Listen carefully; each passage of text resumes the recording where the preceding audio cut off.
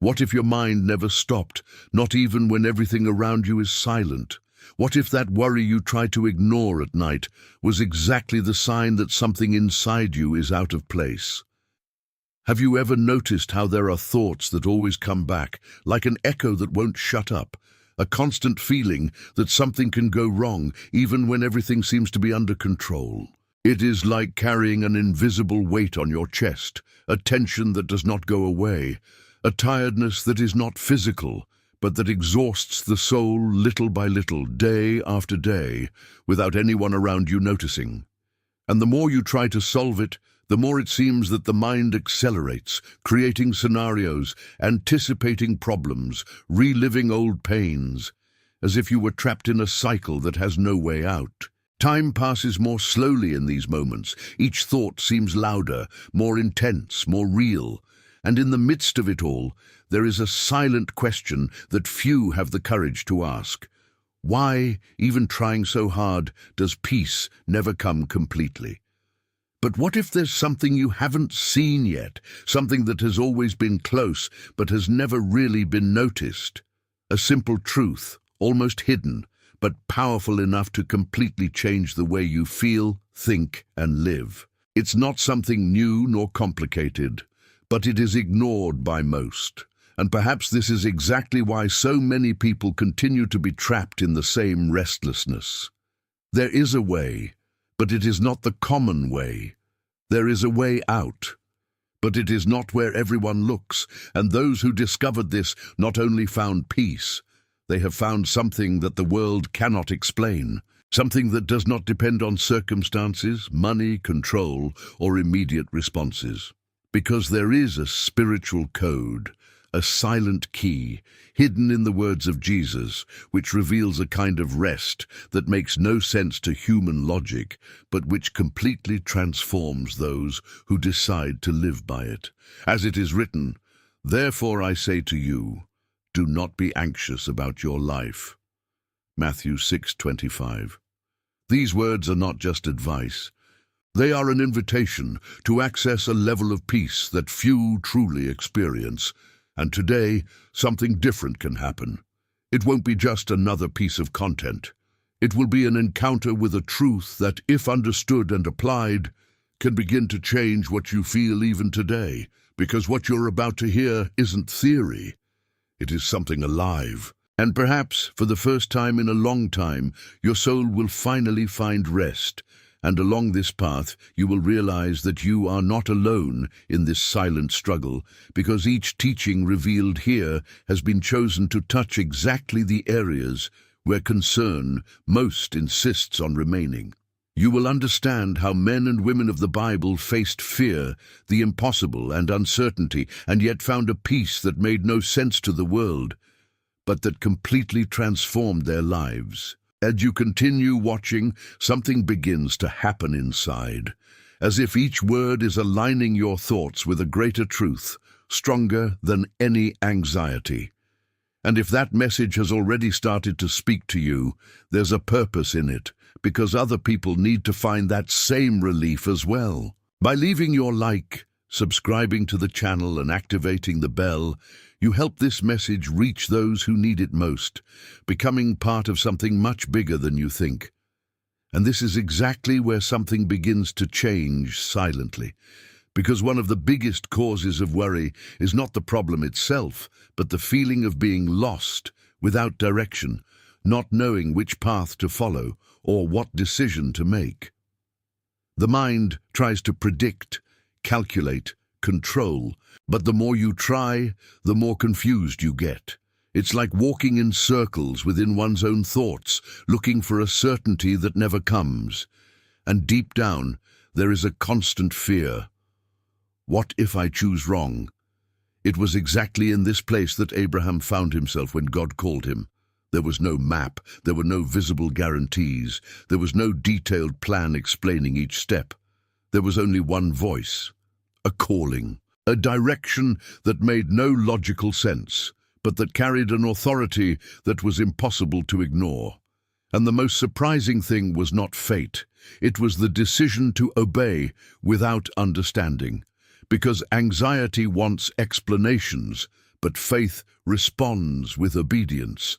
Worry requires control, but God invites trust. And while many expect total clarity to act, Abraham simply took the first step. He didn't need to see the full path, he just needed to trust the one who was leading. And perhaps this is the point that few realize. Peace does not come when everything is resolved. It begins when you stop trying to solve everything on your own. There is a rest that is born when the heart understands that it does not need to carry the weight of the future, that you don't need to anticipate pain that hasn't even arrived yet, that you don't need to have all the answers. The Word reveals this with a clarity that confronts all human logic. Trust in the Lord with all your heart, and lean not on your own understanding. In all your ways acknowledge Him, and He will direct your paths. Proverbs 3:5-6. Notice, it's not about understanding everything, it's about trusting completely. It's not about controlling the path, it's about recognizing who is leading. And when it starts to make sense inside you, something changes. The mind slows down, the heart aligns. Decisions are no longer driven by fear and are guided by a trust that does not depend on explanations. Because deep down, the true direction does not come from outside. It is born of a connection with God that reorganizes everything from within. And maybe today you don't have all the answers you wanted. Perhaps there are still doubts, uncertain paths, difficult decisions. But what if, instead of seeking control, you started trusting? What if the next step didn't have to be perfect, just obedient? Because there is a huge difference between walking alone, trying to get it right, and walk being guided by God, even without understanding everything. And if this message spoke to you in a deeper way, as if God was touching exactly something that you have been living in silence, do not ignore it. Sometimes, recognizing this touch is already the first step towards real change. If this made sense in your heart, write here in the comments, Amen, because a simple decision can open paths that you can't even imagine yet. And as this direction begins to form within you, there is something even deeper that needs to be faced, because not all worry is born of what lies ahead. Often it comes from what was left behind. They are wounds that have not been healed, words that have marked, losses that have never been fully processed. It is an invisible but constant weight that accompanies your thoughts and influences every decision without you realizing it. You move on, you try to be strong, you try to ignore it. But in moments of silence, everything comes back. That memory, that old fear, that feeling of insecurity that seems to have no explanation. And then anxiety appears, not as something new, but as an echo of something that is still inside you asking for attention. David knew this place well. He was a man chosen by God, but he was also someone who faced intense internal battles. There were times when he felt surrounded, betrayed, anguished, as if his own soul was in conflict. And instead of hiding it, he did something that few have the courage to do. He opened his heart completely before God. He didn't try to look strong all the time. He didn't mask the pain. He didn't pretend everything was fine. He spoke, cried, poured out. And it was exactly in this place of vulnerability that something began to change. Because healing doesn't start when you hide. It starts when you surrender. The Word declares with a clarity that touches deeply, "Cast your care on the Lord, and He will sustain you. He will never allow the righteous to be shaken." Psalm 55:22. Notice the depth of it. It's not about carrying alone. It's not about holding to the limit. It's about launching. It is to take from you and put in God's hands what you cannot solve. And maybe what's holding you back today isn't what's happening now, but what you've never let go. Hurts, guilt, fears, things that were stored and that, little by little, were feeding the restlessness within you. And while this is not addressed, the concern finds room to grow.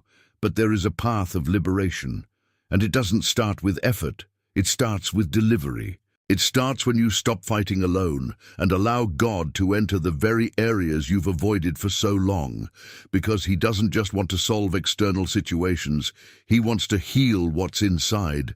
And when this healing begins, something really changes. The mind slows down, not because everything has been resolved around it, but because the weight that was inside is no longer there. The soul finds rest, not by the absence of problems, but by the presence of God occupying the place that was once the place of pain. If that word touched on something you know needs to be delivered, don't ignore that moment. Perhaps it is the opportunity you needed to begin to release that which you have been carrying in silence. If this made sense to you, right here in the comments, speak, "Lord, your servant hears," as a way to open your heart, and leave your like on this video, because this can bring this same healing to other people who also need this encounter. And it is at this point that many get lost without realizing it, because they try to overcome worry by doing more, solving more, running more. When in fact, what the soul needs is not movement, it is connection. There is a silent but profound difference between being busy and being aligned with God. And while this difference is not understood, the mind continues to accelerate even when the body stops. The story of Martha and Mary reveals something that goes beyond a simple everyday moment. Martha was doing everything right in human eyes, serving, organizing, taking care of every detail. But inside, something was not at peace. Worry took place, restlessness grew, and what should be light became heavy. How many times does this also happen in life? You try to handle everything, try to do your best, try to keep everything under control. But peace seems increasingly distant. Meanwhile, Mary did something that seemed simple, but carried immense spiritual depth. She stopped. He sat at the feet of Jesus. He chose to be present, to listen, to absorb, to connect. And at that moment, without doing anything external, she received what many spend their entire lives searching for without finding. Jesus then reveals a truth that crosses time and reaches just that moment. But only one thing is necessary, and Mary has chosen the good part, which shall not be taken away from her. Luke 10:42. Only one thing. There are not several solutions, there are not multiple paths. It is a decision to be with Him. Worry loses strength when God's presence becomes a priority, because it's not about ignoring responsibilities, but about not allowing them to take the place that belongs to God within you. When the connection weakens, everything feels heavier. But when it's restored, even what once seemed difficult begins to line up differently. And maybe what is missing is not more effort, but more presence. More real moments with God, without haste, without distraction, without trying to solve everything at the same time. Just to be. Because it is in this place that the soul finds true rest, and something begins to change from the inside out. The mind slows down, the heart calms down, and that sense of constant urgency begins to fade. Not because everything was solved on the outside, but because something was restored on the inside. If this moment is awakening in you this desire to draw closer to God, guard it carefully. And as a simple gesture, but full of meaning, write here in the comments, "I choose your presence." Sometimes, a decision expressed in a few words can mark the beginning of a profound transformation that your soul so desperately needs. And when that presence begins to be restored, something even deeper needs to be understood. Because worry is not just an emotional burden. It can be a spiritual sign that something is misaligned. It's not just about feeling fear or insecurity. It's about what it reveals. A difficulty in fully trusting God, even after all He's done. The people of Israel lived through exactly this conflict. They saw miracles that many today only imagine. The sea parted before them, the food came from heaven, the presence of God guided them every day. Still, when faced with challenges, the reaction was immediate. Fear, complaint, doubt, as if all that God had already done was not enough to sustain confidence in the next moment. And maybe this sounds more familiar than it sounds. How many times has God sustained you, opened paths, answered prayers? But in the face of a new situation, does the worry come back as if he had never acted before? The mind forgets quickly, the heart churns, and anxiety begins to dominate. But there is a weight in these attitudes that goes beyond the moment. Because when worry becomes constant, it starts to delay what God wants to do. The people of Israel did not fail to receive the promise, but it took much longer than it should have to live what I was already prepared for. And all this because of a heart that could not trust continuously. The word expresses this with a question that crosses time and reaches directly within. How long will you refuse to believe in me, in spite of all the signs I have done among you? Numbers 14:11. It's not just a correction, it's a calling, an awakening, as if God was saying, how long will you allow fear to speak louder than anything I have ever shown you?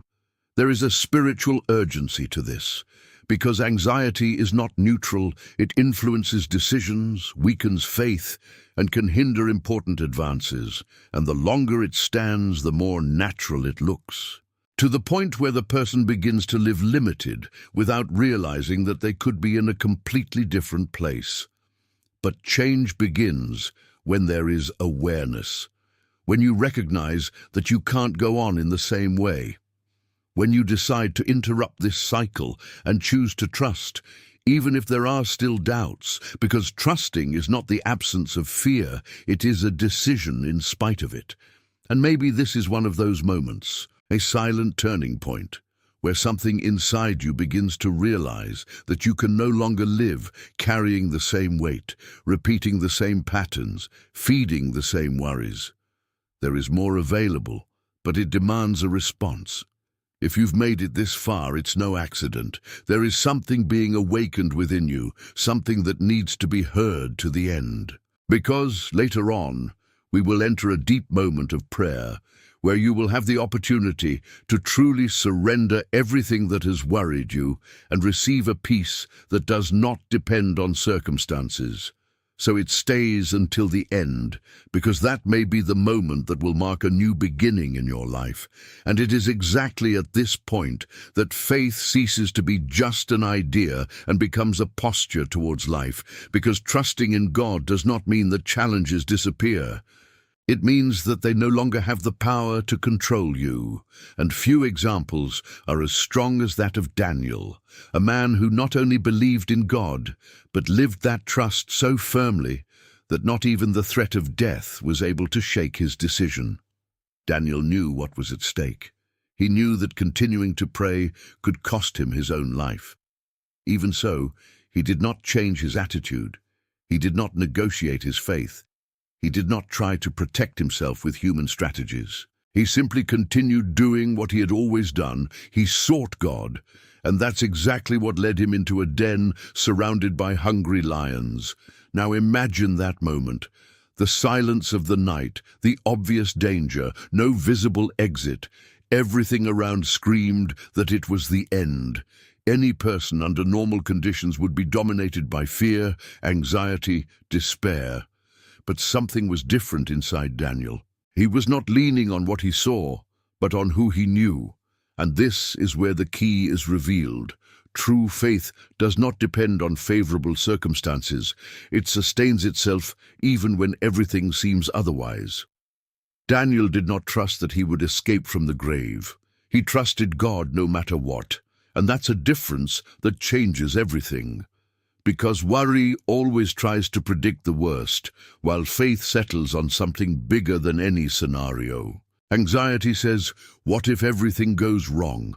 But faith responds, God remains God no matter what. And then, at the most unlikely moment, the impossible happened. There was no struggle, there was no human effort, there was divine intervention. As it is written, my God sent his angel and shut the mouths of lions, that they might not harm me. Daniel 6:22. God did not avoid the grave, but he turned the pit into a place of deliverance. How many times have you asked God to get you out of difficult situations when in fact he wants to show you that he can sustain you within them? Because the miracle is not always the absence of the problem. Sometimes it is peace that remains even when the problem is still there. And when you start to understand that, something changes inside you. Fear loses strength, anxiety decreases, and a new confidence begins to be born. Not because everything is solved, but because you know that you are not alone at any time. Maybe today you are facing something that seems too big, too difficult, too impossible. But the question that remains is not about the size of the problem. It's about where your confidence is. And if that message is awakening something within you, as if God is calling you to trust in a deeper way, respond to that call now. Declare in the comments, "Lord, I receive your teachings." Write it as an act of faith, as an inner decision, and leave your like, because this simple attitude can take this same message of strength and peace to other people who are also in need of this meeting. What if everything you feel actually started long before the situation happened? What if the worry wasn't generated by the problem itself, but by the way your mind interprets what's going on? Because there is something that few realize. Before anxiety dominated the heart, it already occupied space in thoughts.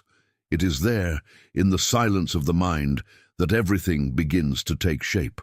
A negative thought that repeats itself, a doubt that grows, an insecurity that sets in. And when you realize it, it has already taken on greater proportions than it should.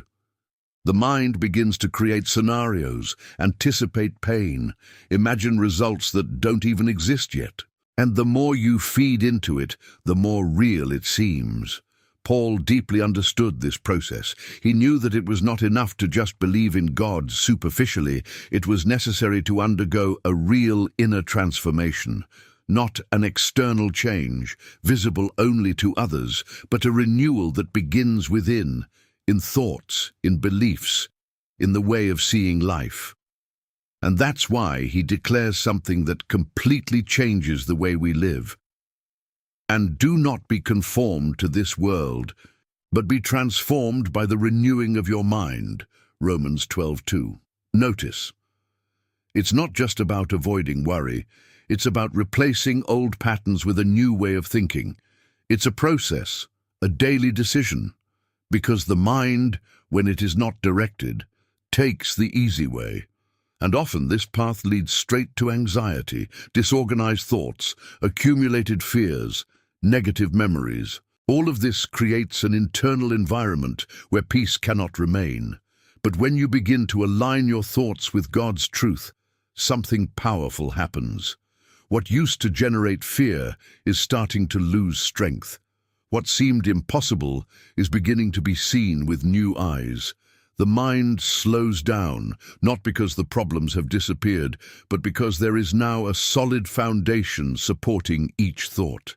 And this does not happen all at once. It is a continuous process, a daily construction. It is choosing, even when it seems difficult, to focus on what God says and not on what the situation shows. It is to interrupt negative thoughts and replace them with truths that strengthen faith. And little by little, almost without realizing it, the transformation happens. Anxiety gives way to confidence. Fear loses space for peace. And that mind that was previously agitated begins to find rest.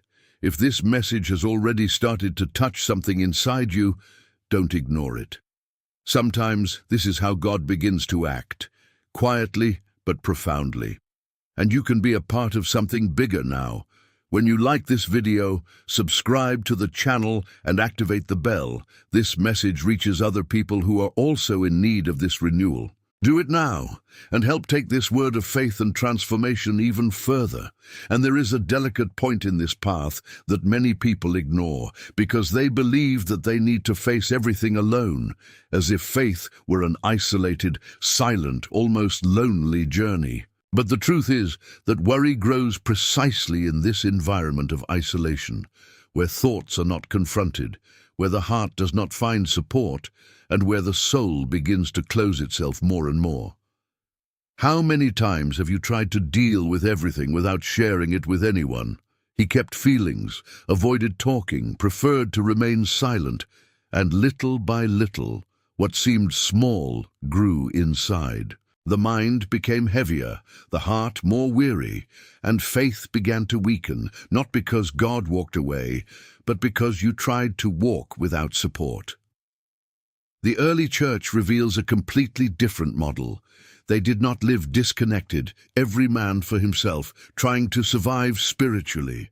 They walked together, they shared, prayed, strengthened each other. There was a living connection between them, a unity that went beyond words, something that sustained faith even in difficult times.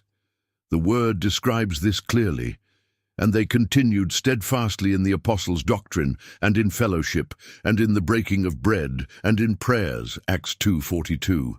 Notice that it was not something occasional, it was constant. They persevered. There was a daily decision to stay connected, not only with God, but also with each other. And that changes everything, because God also acts through people. Sometimes the answer you need comes through a conversation, a word, someone praying for you when you no longer have the strength to pray on your own. But when you isolate yourself, you disconnect from those possibilities. Worry finds fertile ground in solitude, but loses strength in communion. When there is support, when there is exchange, when there is someone to walk with, the load becomes lighter. Not because the problems go away, but because you're no longer carrying everything yourself. And maybe that's an important point for you today. It's not just about seeking God more individually, but also allowing others to be a part of that process. Make space, share, connect. Because faith is strengthened when it is lived together. And while you're here, listening to that message, maybe someone has come to your mind. Someone who also needs peace, strength, a touch from God. This does not happen by chance. There is a purpose even in this. If this made sense to you, write the name of that person here in the comments. It could be someone in your family, a friend, or someone who needs prayer. By doing so, you connect with a chain of faith where each name is brought before God with love and trust. Because when we come together, something greater happens, and God's presence manifests itself even more powerfully. And after all of that, there comes an inevitable moment, that point where you realize that you can no longer go on in the same way, because God doesn't just comfort, not just direct, not just heal, He calls. And God's call is almost never accompanied by immediate comfort. It comes with an invitation that challenges, that takes you out of the safe zone and directly confronts the worry that tries to keep you still. Moises knew this moment intensely. He didn't see himself as someone capable. He didn't feel prepared. He carried deep insecurities and doubts about himself.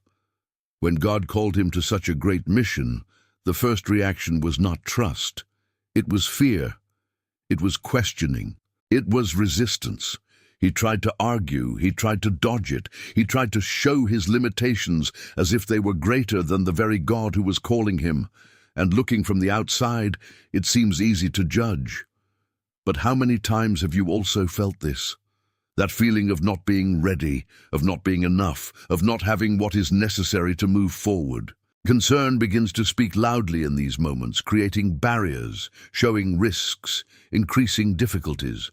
But God did not answer Moses with lengthy explanations or detailed assurances.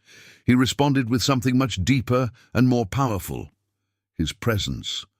Now therefore go, and I will be with thy mouth, and teach thee what thou shalt speak. Exodus 4:12. Notice this. God did not deny Moses' limitations, but he made it clear that they would not be the deciding factor. And here's one of the most transformative truths.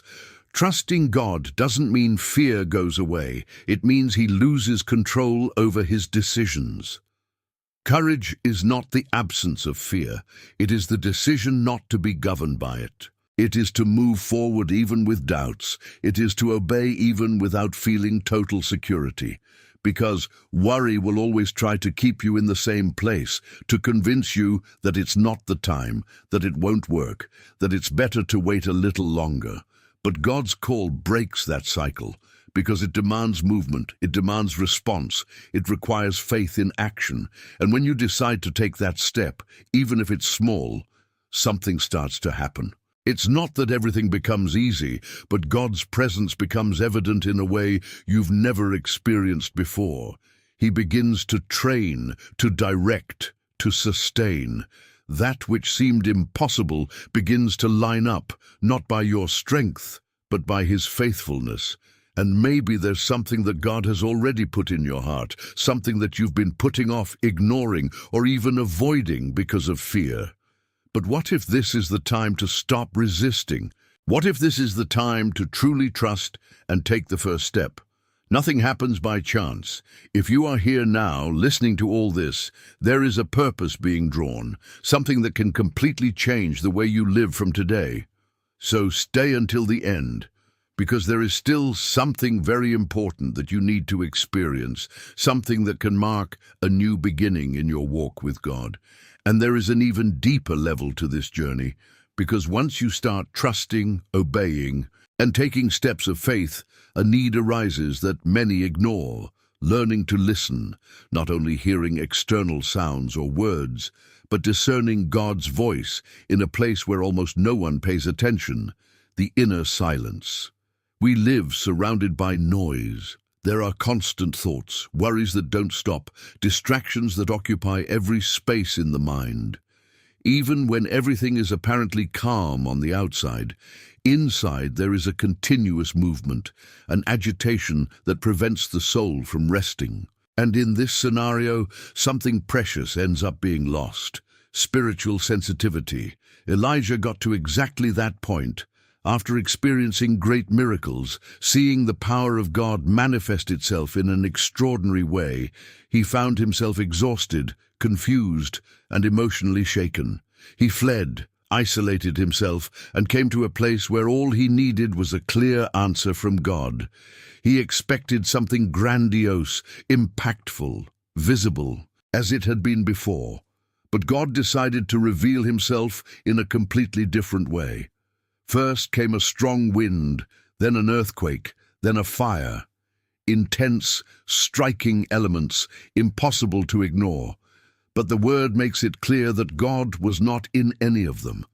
And then, after all this, something almost imperceptible happened, and after the fire, a still small voice. 1 Kings 19:12. This is where something profound reveals itself. God does not need to cry out to be heard, but silence is needed to perceive Him. Worry, anxiety, overthinking. All of this creates an internal noise that prevents this listening. Not because God has stopped speaking, but because the mind is too busy to notice.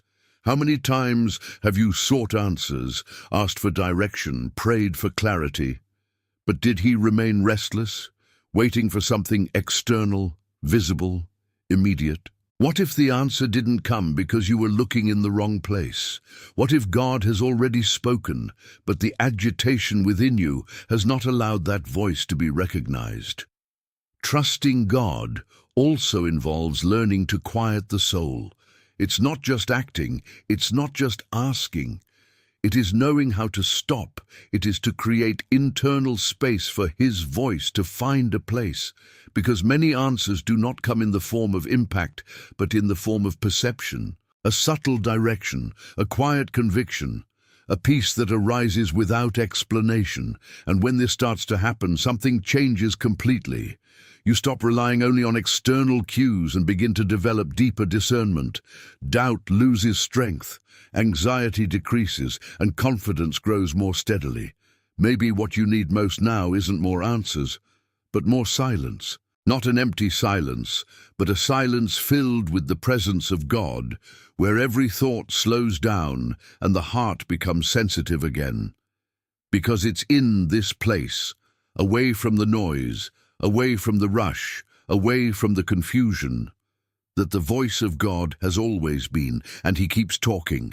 And when that silence begins to be cultivated and God's voice begins to be perceived, a new security is born within you, not based on what is around you, but on who is with you. Because there is a truth that completely transforms the way you live.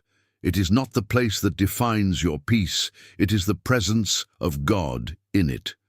Jose lived this reality in a profound and, at the same time, challenging way. Its history did not begin in a favorable scenario. He was betrayed by his own brothers, sold into slavery, taken to an unknown land, far from all that was familiar. If there was an environment conducive to concern, it was this one. Everything seemed uncertain, unfair, out of control. But there is a detail that completely changes the narrative. The word says, "The Lord was with Joseph, and he was a prosperous man." Genesis 39:2. Notice this. It doesn't say that the environment was good. It doesn't say that the circumstances were favorable. It doesn't say that everything was under control. He says that God was with him, and that was enough. God's presence did not eliminate Joseph's challenges, but transformed the way he lived each of them. Even as a slave, he found favor. Even in the midst of injustice, he stood firm. Even when he was thrown into prison, a place where many would lose hope, God was still present. And this is where something powerful reveals itself. Worry begins to lose strength when you understand that God is not limited to circumstances. He doesn't need a perfect scenario to act. It does not depend on ideal conditions to sustain you. Wherever you are, he can transform that place into a space of purpose. How many times does peace seem distant because you believe you need everything to be resolved first? That things improve, that problems disappear, that the environment changes. But Joseph shows us that God's presence is sufficient, even when nothing around immediately changes. And when that awareness becomes real within you, something changes in a profound way. Insecurity begins to give way to silent confidence. Anxiety decreases because you no longer depend only on what you see. There is an inner certainty that God is there, leading, protecting, working behind the scenes. Even when no one sees, he is. Even when there are no clear answers, he keeps on acting, on. Even when everything seems otherwise, there is a purpose being built. Maybe today you are in a place you didn't choose, facing situations you didn't expect, dealing with challenges that seem bigger than you. But the question isn't just about what's going on around you. It's about who's with you in that process. And if that truth has begun to touch your heart, as if something inside of you is being adjusted, acknowledge that. Sometimes this is how faith begins to strengthen. If this message spoke to you, write here in the comments, "I trust in God." May this simple statement be the beginning of a new way of seeing everything you are experiencing now. And when this presence begins to be recognized, even in the most difficult scenarios, something even deeper is revealed, because there are moments when life does not seem only difficult. It seems like no way out. Situations that have already worn out, dreams that seem to have died, areas of life that have completely lost their strength. And it is exactly at this point that the worry intensifies, because the mind begins to repeat a dangerous idea. It's over. There's no other way. It was in this scenario that God took the prophet Ezekiel. It was not a light, symbolic place. It was a valley full of dry, scattered bones, without life, without movement, without hope. There were no signs of recovery. There was no visible possibility of change. It was the portrait of something that came to an end. And maybe, on some level, you felt it, as if a part of his life was like this, dry, paralyzed, without perspective. It can be an emotional, spiritual, family area, or even something that you have tried so many times to solve that you simply gave up. Worry, at this point, no longer screams. It turns into discouragement. But God asks a question that changes everything. "Son of man, can these bones live?" Ezekiel 37:3. It wasn't a logical question, it was spiritual, because to human eyes the answer would be immediate, No. But God does not work limited by what is visible, and then comes the command, something that completely defies reason. Thus saith the Lord God unto these bones, Behold, I will bring in the Spirit into you, and ye shall live. Ezekiel 37:5. The moment that word is released, something begins to happen. Bones come together, take shape, receive life. That which was completely lost begins to be restored in a way that is impossible to explain. And this is where a powerful truth is established. God is an expert in new beginnings that no one else believes in. That which seems dry to you is still under His control. That which you consider lost, He can still restore. Worry says there is no way out, but God declares there is still life. Trusting God at this level is not just believing that He can help. It is to believe that He can give birth to something new, exactly where everything seems to have ended. And when that truth enters the heart, something begins to change. Hope returns, not based on circumstances, but on the power of God. Maybe you don't see signs now. Maybe everything still seems to be still, unresponsive, motionless. But that doesn't mean God isn't at work, because many times, before the miracle is visible, it has already begun in the invisible. If you are here now, it is no accident. There is something being awakened within you, something that needs to be heard to the end. Don't leave this moment, because there are still truths that can completely transform the way you see what you are experiencing today. Stay, because what comes next may be just the answer your soul has been waiting for.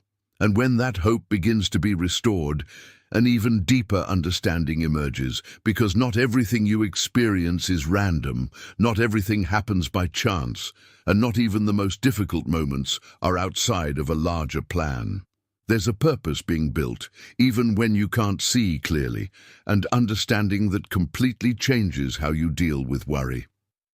Esther's story reveals just that. She didn't start out as a queen, she wasn't in a prominent position from the beginning, and much less did she imagine that her life would have such a decisive impact.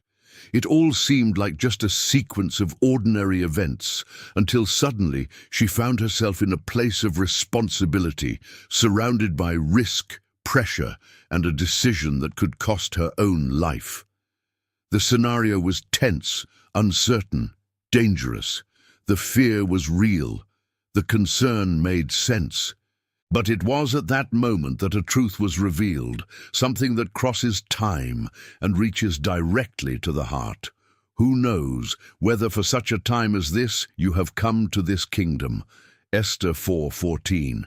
That wasn't just a question. It was an awakening.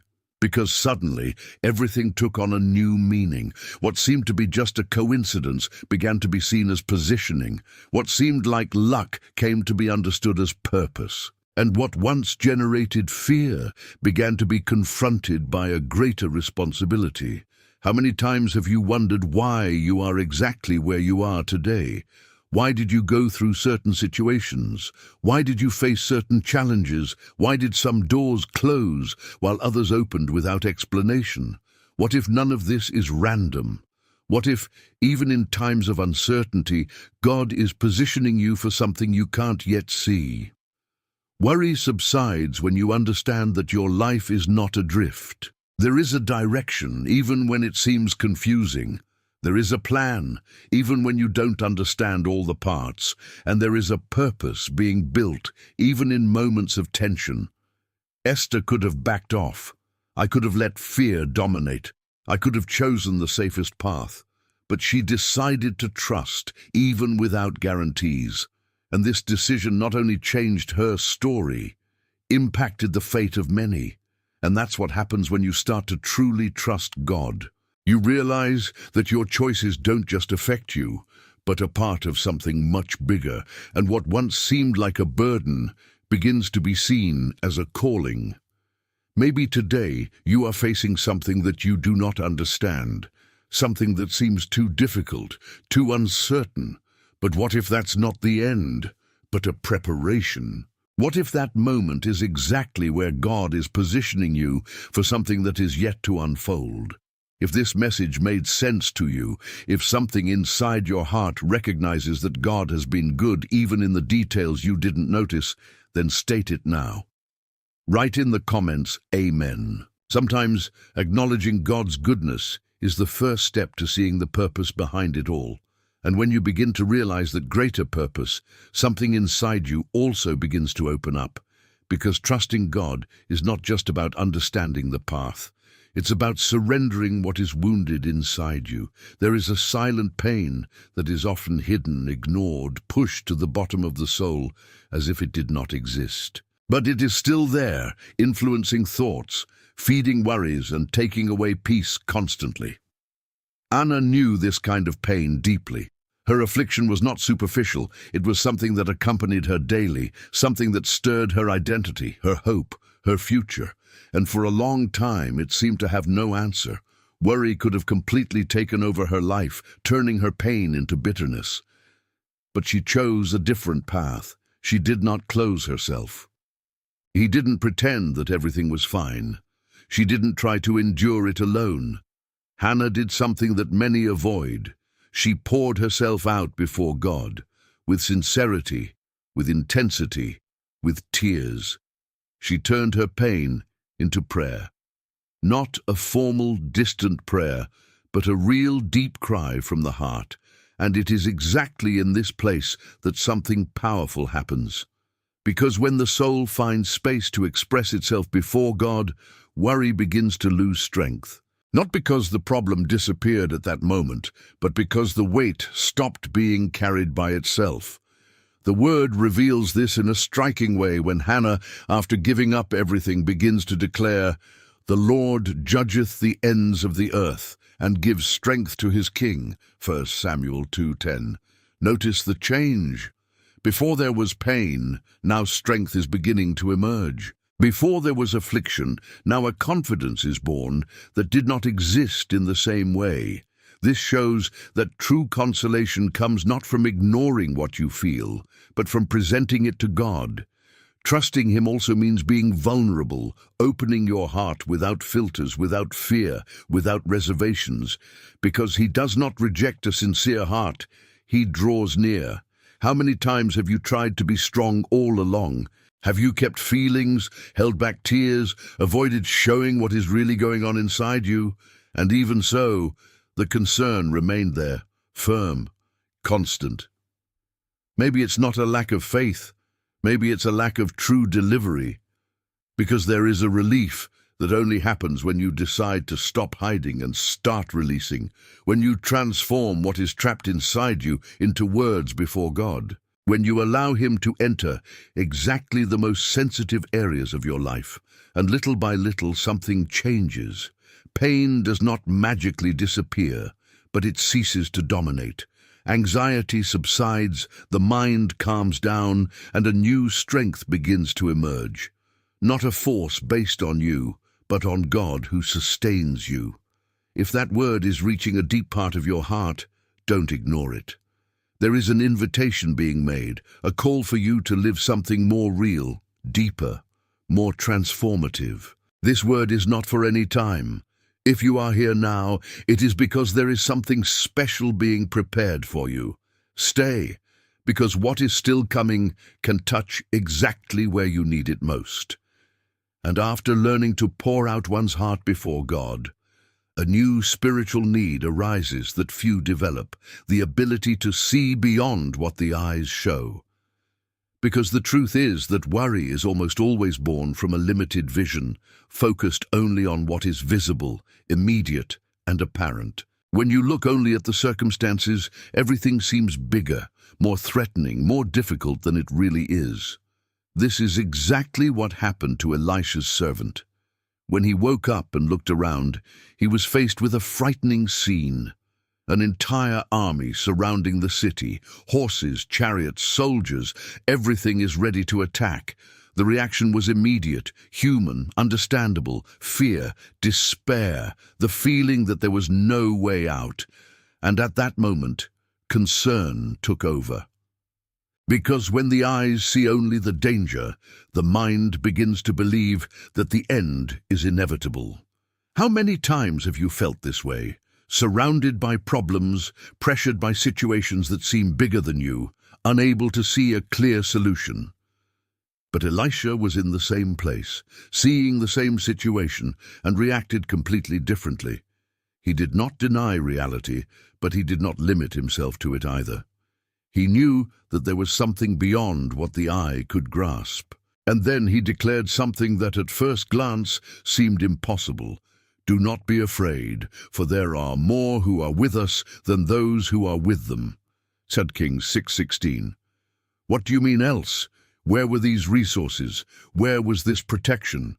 To the servant that didn't make sense because his vision was restricted to the natural. And this is exactly where spiritual discernment comes in. It is not about ignoring what is happening, but about realizing that there is a greater reality, invisible but totally active. Then Elisha prays, asking God to open the eyes of his servant. And at that moment, everything changes. What was once just a threat now reveals another dimension. Hills full of horses and chariots of fire all around, a divine protection that has always been there, but that was not perceived. This completely changes the way you face any situation, because fear loses strength when you understand that you are not alone, even when it seems to be. The worry subsides when you realize that there is a constant care from God, even if it is not visible all the time. The problem was not the lack of protection, it was the lack of perception. And how many times does this also happen in your life? God is already acting, He is already protecting, He is already preparing paths. But anxiety prevents you from noticing. To develop spiritual discernment is to learn to look beyond. It is not to be dominated by what seems threatening, but to trust in what God has already established. It is to understand that not everything that is real can be seen, but can still be fully trusted. And when that vision begins to form within you, something changes profoundly. Fear no longer dominates as it used to. The worry loses intensity, and firmer confidence begins to grow, not based on what you see, but in the certainty that God is present, active, and in control, even when His eyes cannot yet perceive everything. And even when this spiritual vision begins to open up, there is still a very real internal struggle, because the human heart in many moments asks for confirmation. Faith wants to trust, but the mind still asks, is that really it? Is God really with me? Is this path safe? And it is at this point that many feel torn between the desire to believe and the need to have some guarantee. Gideon experienced exactly this conflict. When God called him, he didn't feel prepared, he didn't think he was capable, and he didn't feel confident to take on such a great responsibility. The concern was there, present, raising doubts, showing limitations, trying to weaken any step of faith. And instead of hiding it, Gideon did something that reveals a lot about human nature. He asked for a sign. "You will save Israel by my hand, as you have said." Judges 6:36. He wanted to be sure. He wanted clear confirmation that he was not misinterpreting, that he was not alone in that calling. And the most interesting thing is that God, in His mercy, responded. He did not reject Gideon for his insecurity. He did not push him away because of doubts. On the contrary, He confirmed it in a clear, direct, unquestionable way. And then, when Gideon still felt the need, God confirmed it again. This reveals something profound. God understands human limitations. He knows that in many moments faith is still under construction. He knows the heart. He knows the fears. He knows the insecurities. And in His grace, He often allows signs, confirmations, small details that strengthen trust. But there is an important point here. These signs are not the ultimate destination of faith, are part of the process. Because if on the one hand God confirms, on the other hand He also leads to maturation, True faith cannot depend forever on external trials. There comes a time when it is necessary to trust even without new signs, even without new confirmations. Concern wants constant guarantees. She wants to be sure of everything before moving forward. But mature faith learns to walk even when the path is not completely visible. Learn to trust not only in what God does, but in who God is. And maybe you're right in that place today, feeling this mixture of faith and doubt, of hope and insecurity, wanting to trust, but still looking for a confirmation, a sign, something that brings more security to your heart. What if God has already responded in ways you didn't fully realize? What if small details of your life were once signs, but worry ended up overshadowing that perception? Because God often speaks in subtle ways. He confirms through paths that open, doors that close, peace that arises in the midst of uncertainty. And as this message reaches you, perhaps this is also a way for God to strengthen your faith, to remind you that He has not left you alone in this process. There is growth happening, even if you don't fully realize it. And if this word is awakening something inside you, know that this is not by chance. You can be a part of something bigger now. By liking this video, subscribing to the channel and activating the bell, you help this message to reach other people who are also in need of a sign, an answer, a touch from God. And often, what you do today can be just the instrument God will use to reach someone tomorrow. And there is a moment when all this faith building is put to the test, because it is easy to talk about trust when everything is calm, when things are under control, when there are no apparent threats. But what about when the storm starts, and when the scenario changes suddenly, and what seemed stable turns into uncertainty? The disciples lived just that. They were in the boat with Jesus, walking inside something that seemed normal, predictable, until suddenly the wind began to blow strongly, the waves rose, and the situation got completely out of control. The water began to invade the boat. The danger became real and fear took over. And maybe this scene is not so far from your reality, because there are times when everything changes too fast. Unexpected news, a problem that arises without warning, a situation that is completely out of your control. And in these moments, concern does not ask for permission, it simply invades. The disciples, in despair, went to Jesus. But the detail that draws attention is that he was sleeping. While everything seemed to crumble around him, he remained at peace. This in itself already reveals something profound. The presence of Jesus in the boat did not prevent the storm, but it guaranteed that it would not have the final word. When they wake him up, there is a mixture of fear and questioning. How can one remain tranquil in the midst of chaos? How can one not despair when everything points to danger?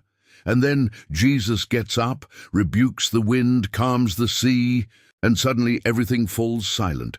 But the deepest point was not the miracle itself. That's what came next. He looks at the disciples and asks a question that crosses time. Why are you so timid? Do you not yet have faith? Mark 4:40. This question was not to condemn, but to reveal something that still needed to be developed within them, because true faith is not the one that only exists when everything is fine. It is the one that remains firm when everything seems to fall apart. She is the one who looks at the storm, but does not lose the consciousness of who is on the boat. Worry will always try to amplify the problem, to make it seem bigger than it really is. But faith takes the opposite path.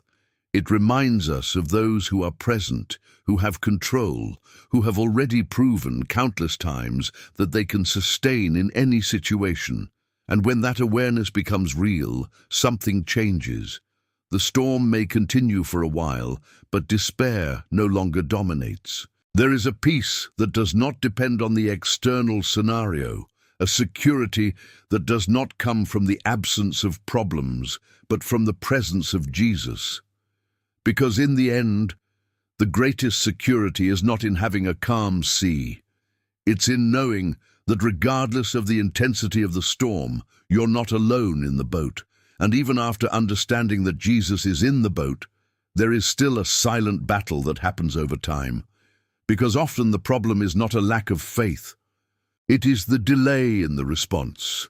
That's when you believe, pray, trust, but what was promised seems far away, as if it is not happening at the pace you expected. Abraham and Sarah lived exactly this kind of waiting. God has made a clear promise, something great, something impossible to human eyes. He said that from them would come a numerous descendant, something that surpassed any logic, mainly because of the advanced age of the two. In the beginning, there was faith, there was hope, but time began to pass. And when time passes, the mind begins to question, did I understand correctly? Will it still happen? Was it not the way I thought? Concern begins to emerge precisely in this space between promise and fulfillment. Because waiting requires more faith than starting. There were times when even they tried to anticipate the process, to seek human solutions to what God had already promised. And this shows something very real. When anxiety grows, the tendency is to try to solve on our own what should be entrusted totally to God. But God does not fail. Time may pass, circumstances may seem otherwise, but the promise remains intact. And at the right moment, at the right time, what seemed impossible was fulfilled. As it is written, therefore also from one, and he who is dead, so many descended. Hebrews 11-12. Notice the depth of it. It was not only improbable, it was humanly impossible.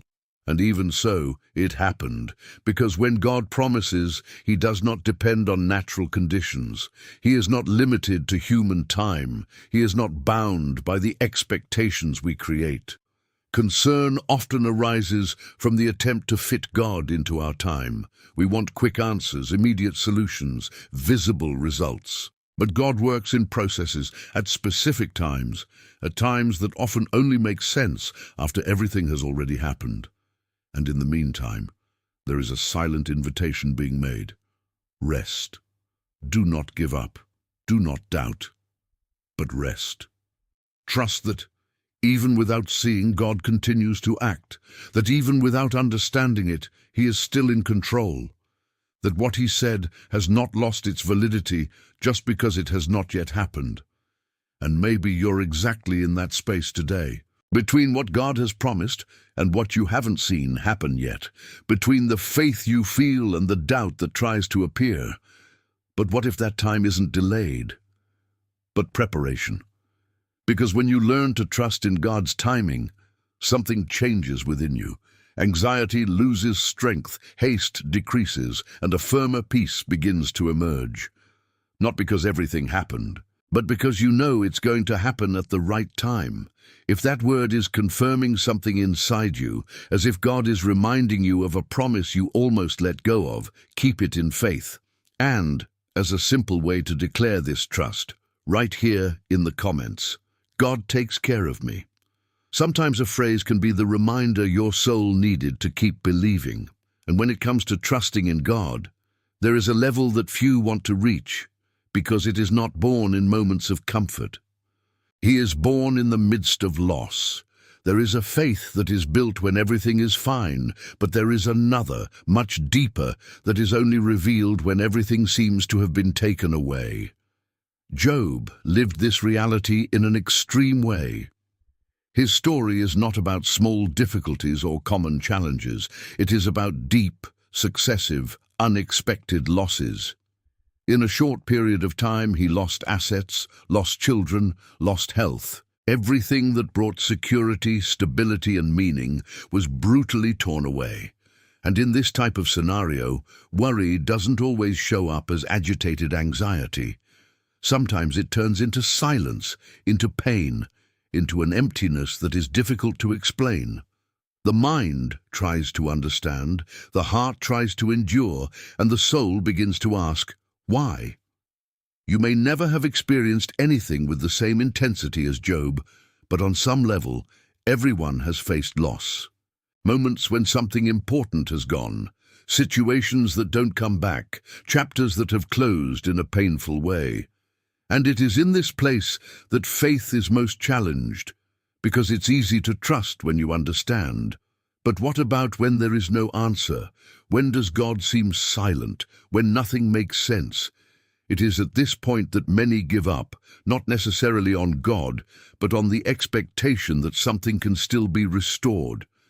But Job reveals something different. Even in the midst of grief, even without explanation, even surrounded by doubt, he makes a statement that crosses generations. For I know that my Redeemer lives. Job 19:25. Notice this. He didn't say, I feel, he said, I know. It was a conviction, not based on circumstances, but on who God is. That changes everything. Because true hope is not born from what is happening around you, it is born from what you decide to believe, even when you don't see it. It's a choice, an internal decision to continue trusting, even when everything seems otherwise. Worry loses strength when hope no longer depends on immediate results. When you understand that, even in the midst of pain, God continues to be God. That even without answers now, he has not lost control. That even in the face of loss, there is still a purpose that you may not yet be able to see. And little by little, this hope begins to rebuild the interior. It doesn't erase what happened, it doesn't deny the pain, but it prevents it from defining the future. It brings a silent strength, a peace that cannot be explained, a faith that remains. Maybe you're living in such a moment right now, dealing with something that didn't come back, with something that changed, with something that left marks. But what if that's not the end of your story? What if, even here, there is still a path being prepared? What you will hear now can touch exactly that deepest place within you, where often no one can reach. There is something that few realize in time, but that can completely change the way you see what you're experiencing. Stay until the end, because this next part may be the answer your soul has been waiting for. And after all this, it's time to face a truth that many avoid, because it completely changes the way we deal with worry. The biggest battle is not outside, is inside. It's not just the circumstances that generate anxiety, it's the thoughts you allow to remain unconfronted. There is a silent war going on in the mind every day. Ideas that arise, memories that come back, scenarios that are created without control. And the most dangerous thing is that many of these thoughts seem true. They sound real, compelling, urgent. But not everything that crosses your mind comes from God. Jesus faced just such a battle in the wilderness. He was not surrounded by external problems. There were no crowds, there were no persecutions at that time. But there were temptations. There were suggestions being thrown directly into his mind, trying to distort the truth, trying to generate doubt, trying to get him to act outside of God's will. And the most impressive thing is the way he responded. Jesus did not argue with the thoughts. He did not try to ignore them. He confronted him. Every temptation was answered with the word. Every lie has been exposed by the truth. He established a spiritual pattern that reveals something essential. Unconfronted thoughts become strongholds. That's why anxiety grows when the mind isn't guarded. A negative thought enters, is not filtered, is not questioned, and it begins to repeat itself. Gradually it gains strength, takes root, influences emotions, alters decisions. And before you know it, you're already being overwhelmed by something that started small. The word clearly reveals how this battle is to be fought. For the weapons of our warfare are not carnal, but mighty through God for the pulling down of strongholds, destroying counsels and every lofty thing that exalts itself against the knowledge of God, and bringing every mind captive to the obedience of Christ. 2 Corinthians 10:4-5. That means you don't have to accept everything you think. You can choose what to believe. Trusting God also requires mental discipline. It is deciding that not every thought will have space. It is to identify that which is not aligned with the truth and replace it with that which strengthens faith. It is to stop feeding fear and start feeding confidence. And this does not happen automatically. It is a constant exercise. It is noticing when the mind begins to move towards fear and at that moment, repositioning. Not to ignore, but to confront. Not to run away, but to bring it to light. Because when you learn to do that, something changes profoundly. Anxiety loses ground, not because external situations have changed, but because the way of thinking has been transformed. The mind ceases to be an uncontrolled battlefield and becomes a place aligned with God's truth. And little by little, a new reality is established. Firmer thoughts, more stable emotions, more conscious decisions. Not because you will never have doubts again, but because you now know how to deal with them. Spiritual victory begins right here, at the moment when you decide not to be hostage to your own mind, but to take authority over what you think, choosing to trust God even when thoughts try to tell you otherwise. And when you start to assume that authority over your mind, something even deeper happens, because worry is no longer just something you try to control, and it starts to be transformed into something that you direct. There is a change in spiritual position that few realize, leaving the place of those who only suffer from thoughts and entering the place of those who act spiritually. Moses lived this reality at one of the most critical moments in the history of the people of Israel. While he was in God's presence, the people down there had completely gone astray, growing a golden calf and moving away from what God had established. It was a serious situation, which could have devastating consequences, and at that moment Moses had a choice. He could only worry, despair, revolt at what was happening, or it could position itself differently. And that's exactly what he did. The word says, "And Moses besought the Lord his God," Exodus 32:11. He interceded. Notice the depth of this. He didn't just absorb the weight of the situation. He didn't just analyze the problem. He took it to God. He placed himself between the need and the response, between the failure of the people and the mercy of God. He acted spiritually. And here is a powerful key. Worry paralyzes you, but intercession moves you. When you transform what distresses you into prayer, something immediately changes within you. The mind that was previously stuck in the problem begins to align with God's presence. The heart that was burdened begins to be strengthened. Because interceding is not just asking, it is trusting in action. It is recognizing that there is something that you cannot solve alone, but that can be given to God in an intentional, directed, constant way.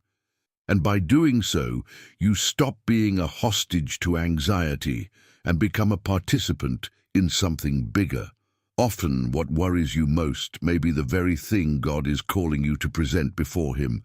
People, situations, decisions, things that you try to solve mentally, but that only find an answer when they are taken spiritually. And there is something even deeper. When you intercede, you not only impact the environment around you, you are also transformed.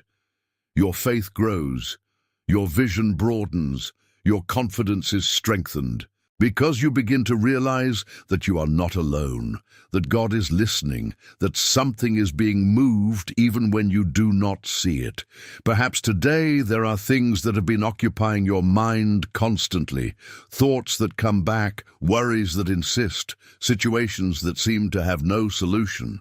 But what if, instead of continuing to carry it yourself, you started to intercede, to turn every worry into a directed prayer? And if this is making sense to you, don't keep it just to yourself. There is power when we unite in faith. If you feel that there is something in your heart that needs divine intervention, write your prayer request here in the comments. It could be for you, for someone you love, or for a specific situation. Because when we stand before God together, something begins to move, and what seemed heavy begins to find a new way. And in the midst of this movement of intercession and surrender, there is an even deeper point that needs to be faced. Because often the concern is not only in what is happening, it is in the need to control everything. There is a silent voice within the mind that insists on wanting to understand every detail, to predict every outcome, to ensure every step before moving forward. But true trust in God begins right where human control ends. And few examples reveal this as clearly as the life of Noah. In a time when no one took God seriously, where everything seemed to go with a normal flow, he received a completely unusual instruction: build an ark. There was no rain, there were no visible signs of a flood, there was no human logic to support it. Now imagine the scenario: people around living normally, ignoring any warning, following their own routines, while Noah, alone, begins to build something that no one understood. How many questions must have popped into your mind? How many doubts did they try to interrupt that process? How many times did concern try to say that it didn't make sense? But there is a detail that changes everything. The word declares, "Thus did Noah. According to all that God commanded him, he did so." Genesis 6:22. It doesn't say that he fully understood. It doesn't say that he had visible guarantees. It says he did. He obeyed. And here is one of the most powerful keys against anxiety: obedience. Because while worry tries to paralyze, making you overanalyze, overthink, doubt too much, obedience sets you in motion. It breaks the cycle of doubt and activates trust. Often, what generates anxiety is not just the situation, but the attempt to control what is not in your hands. It is wanting to be sure before acting. It is wanting total security before taking the next step. But God does not work like that. He reveals a direction and waits for an answer. Noah did not build the ark after it began to rain. He built it before. He trusted before. He acted before seeing any evidence, and this is exactly what differentiates those who live by faith from those who live by worry, because anxiety will always require signs first, but faith responds with obedience even without guarantees. And when you decide to live like this, something completely changes inside you.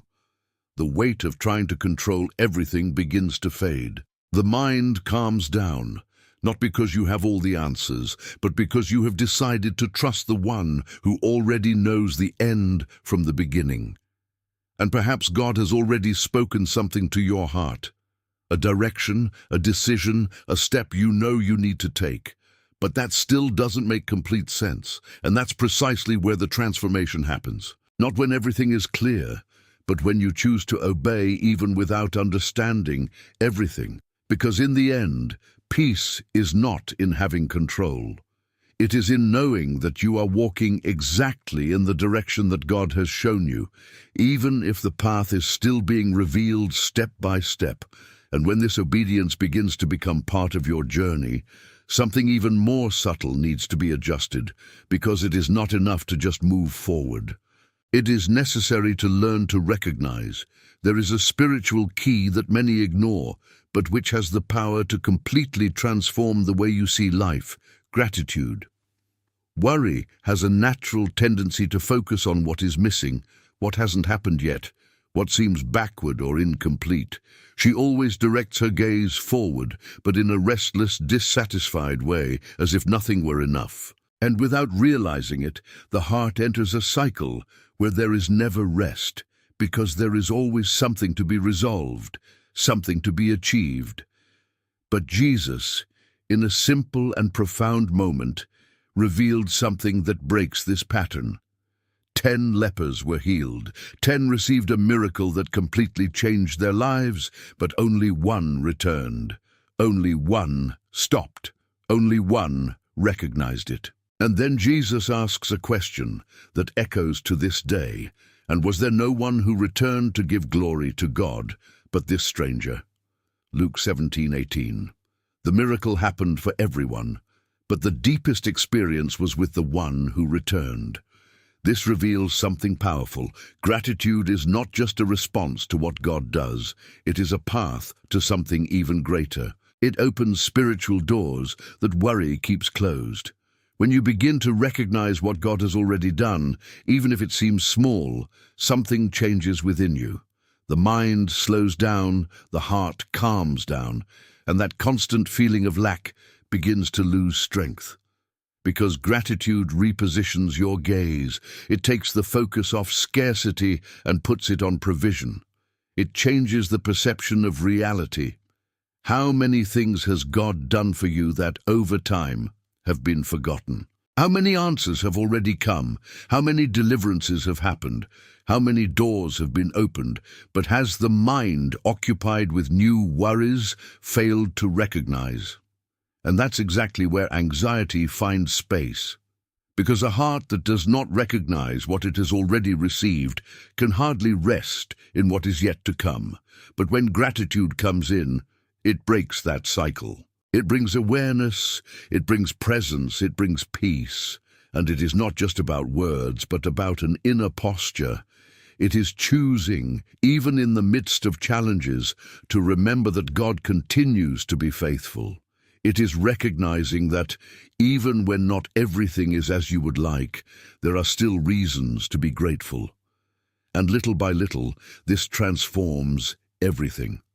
The concern decreases, not because the problems have disappeared, but because the way of seeing has changed. There is a peace that is born of this recognition, a lightness that comes from a heart that has learned to value what God has already done. And maybe today is one of those moments when you can stop and realize that even in the midst of everything, God did not stop acting in your life. And if this truth has touched you in a special way, keep it. And as a simple way to declare this awareness, write here in the comments, God chose me. Because recognizing this can be the beginning of a new way of living, with more peace and less worry.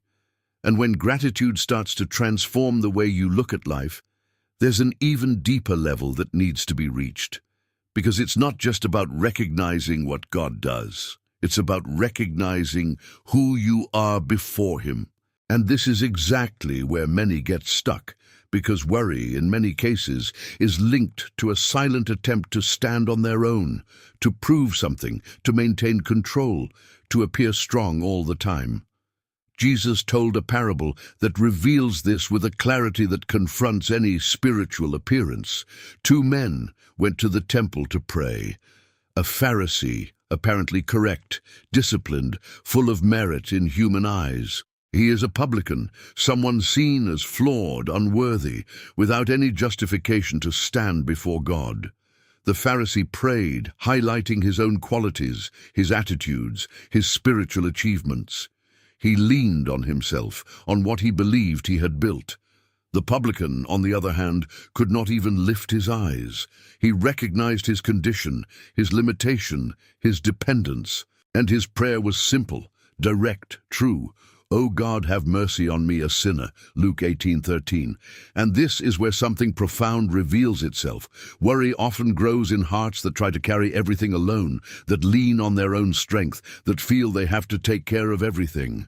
There is a weight in this, a constant pressure, because deep down there is an attempt to control, to keep everything under control, not to show weakness.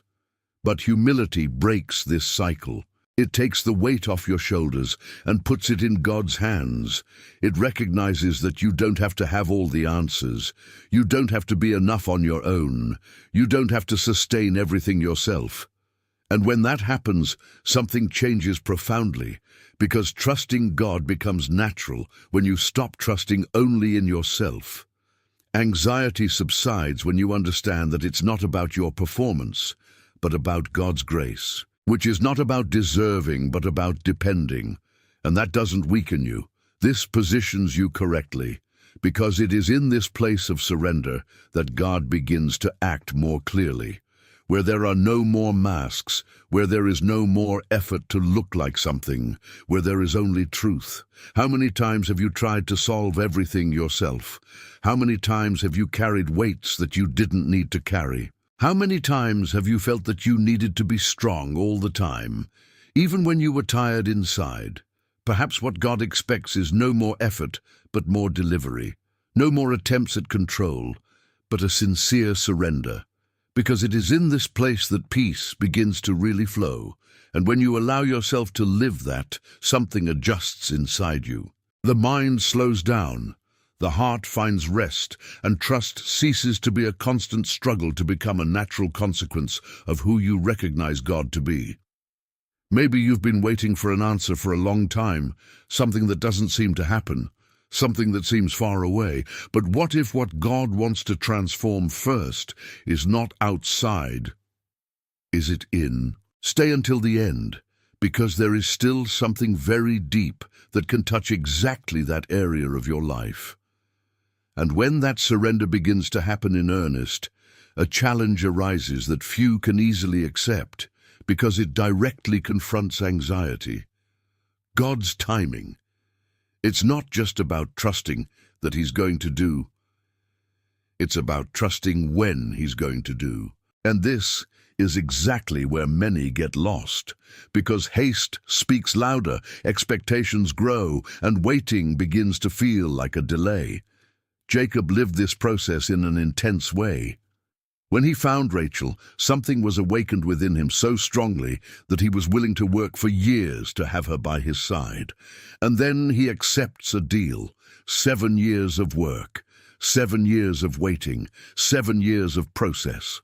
Now, think about it. 7 years may seem like a long time when you're expecting something important. The mind could easily begin to question, anxiety could arise, doubt could grow. But there is a detail that reveals something profound. So Jacob served 7 years for Rachel, and they were in her sight as a few days, because he loved her. Genesis 29:20. That changes everything. Time has not been reduced, but his perception was transformed. Because when there is purpose, when there is trust, when there is something greater sustaining the heart, waiting is no longer a burden and becomes part of the path. Worry is often born of haste, of the need to see everything happening quickly, the difficulty of dealing with processes that do not have a defined deadline. But God works differently. He is not bound by human time. He is not moved by the urgency of anxiety. He builds, molds, prepares, and each stage has a reason. Each wait has a purpose, because it's not just about getting to the destination, it's about who you become on the way. Jacob did not leave that process in the same way he entered. There was growth, maturation, transformation, and maybe that's the point you need to realize today. What you've been waiting for isn't standing still, is being worked on. Even if you don't see it, even if you don't understand it, God is using this time to align things within you, to strengthen your faith, to prepare for what is yet to happen. Anxiety wants to skip steps. He wants to anticipate results. He wants to shorten paths. But faith learns to walk at God's pace, learn to trust that He is not late, that He does not make mistakes, that He knows exactly the right time for each thing. And when you start accepting that, something changes inside you. The restlessness subsides, the inner pressure calms down, and a new peace begins to emerge. Not because everything happened, but because you understood that it is happening at the right time. Maybe you're in one of those waiting moments right now. Something you want, something you've been praying for, something that seems to take longer than it should. But what if that time isn't a delay? Is it a necessary preparation? If this message has found you now, there is a purpose in it. God keeps talking, keeps guiding, keeps working, even when you don't realize it. And if you want to keep getting words like that, subscribe to the channel, turn on notifications, and leave your like. because each message can be exactly what you need at the right time. And when you begin to accept God's timing, an even deeper foundation needs to be laid, because it's no use just waiting. It is necessary to know who you are while you wait. Worry often arises not only from delay or circumstances, but from an unstable identity, which rests on what is happening around us and not on what God has already declared. Jesus reveals this to us in a powerful way right at the beginning of his ministry. Before performing any miracle, before healing the sick, before teaching multitudes, he goes through a moment that defines everything: baptism. And at that moment something happens that does not depend on effort, performance, or achievement. A voice from heaven declares, "This is my beloved Son, in whom I am well pleased." Matthew 3:17. Notice the depth of this. That statement came before any visible results. Jesus did not need to prove anything to receive this identity. It was already established. It didn't depend on what he would do, but on who he was. And it is exactly here that many face a silent struggle. Identity ends up being built on what you do, on what others think, on results, achievements, or even failures. And when those things change, so does security. Doubt, comparison, insecurity arise, and with that, the concern finds space. How many times have you felt this way? As if you need to achieve something to feel enough, as if you depend on the approval of others, or as if your value is linked to what you can accomplish. This kind of thinking creates a constant instability, because there will always be something missing. There will always be something that can go wrong. But when identity is grounded in God, everything changes, because it no longer depends on the circumstances. It no longer depends on people's opinions. It does not depend on immediate results. There is a security that remains, even when everything around you oscillates. Jesus faced temptations shortly after this moment in the wilderness. And the first thing that was attacked was exactly the identity. If you are the Son of God. The attempt was to generate doubt about what had already been declared. And that's exactly how it happens, many times. Worry tries to question what God has already said about you. But when you know who you are in God, those voices lose strength. Not because they cease to exist, but because they no longer find space to establish themselves. There is an inner firmness that sustains, a trust that does not need external validation, and it completely transforms the way you live. Anxiety decreases because you don't have to prove anything anymore. Fear loses strength because your security is not in what can change. And peace begins to take hold, not based on results, but on a truth that does not change. Maybe today you need to get back to that point. Not to what you do, not to what you have, but to what God says about you. Because when that identity is restored, everything around it can even keep moving, but inside you, something finally stabilizes. And when this identity begins to take hold, something very delicate needs to be faced. Because it is no use knowing who you are in God if there is still something holding you back to what was left behind. There is a silent weight that many people carry without realizing it, and this weight feeds worry constantly, unresolved wounds. These are memories that still hurt, words that marked, situations that were not completely overcome. And even if time has passed, it is still alive inside, influencing thoughts, generating distrust, creating a restlessness that seems to have no clear explanation. Anxiety often does not come from the present. It comes from something that was never released. Joseph experienced something that could have completely destroyed his peace. He was betrayed by his own brothers, sold into slavery, rejected by those who were supposed to protect him. He had real reasons to hold grudges, to feed pain, to cling to the past. And for a long time, he went through difficult processes, unfair situations, moments that could further reinforce this wound. But when the time comes for the reunion, something surprising happens. Joseph does not respond with vengeance. He does not respond harshly. He does not respond based on the pain he experienced. He looks back at all that has happened and declares something that reveals a deep level of deliverance. You meant evil against me, but God meant it for good. Genesis 50:20. This completely changes the perspective. Because he didn't deny what happened, he didn't say it didn't hurt. But he chose not to get caught up in it. He decided to trust that God was able to turn that pain into purpose. And this decision made room for something that concern would never allow: true peace. Forgiveness is not about the other. It's about you. It's about breaking free from a cycle that keeps your mind stuck, revisiting situations, feeding thoughts that generate anxiety and take away your peace. While pain is not released, it continues to occupy space, influencing emotions and decisions. And perhaps this is one of the most difficult points, because forgiving is not ignoring. It is not pretending that it did not happen. It's deciding not to carry that anymore. It is giving to God what you cannot solve alone. It is trusting that He is just, that He sees, that He transforms. When you release the past, something opens up within you. The mind becomes lighter, the heart finds space to rest, and anxiety begins to lose strength. Not because everything was perfect, but because you are no longer attached to what happened.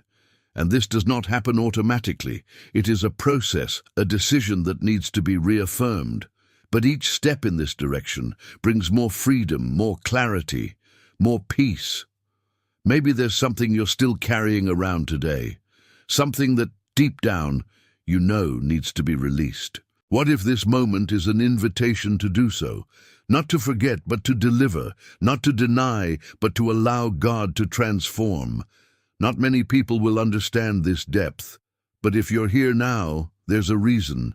Something is being played inside you, so keep going, because what comes next may reveal a key that will help you live with a lightness that you may not have experienced in a long time.